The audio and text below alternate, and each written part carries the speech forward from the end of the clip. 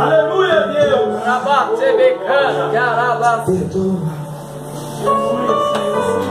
Perdoa porque eu quero te perdoar, Senhor.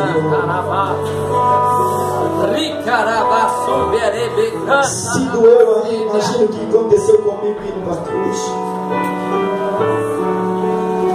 Apóstolo, sabe pelo caminho que eu passei. Eu só estou dizendo isso a Jesus, perdoa. Aleluia. Glória a Deus.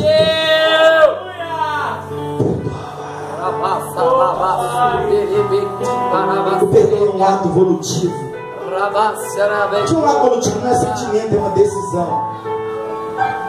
É uma decisão que você precisa tomar hoje. É uma decisão que você tem que sair daqui decidido. Eu vou perdoar. Não espera sentir. Se você for esperar sentir, a dor não vai te deixar perdoar. Se você for esperar sentir, a circunstância não vai te deixar você perdoar.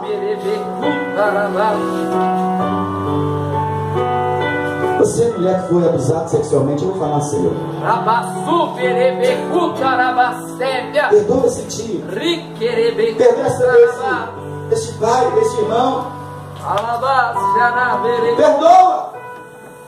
Ele vem no caminho do perdão.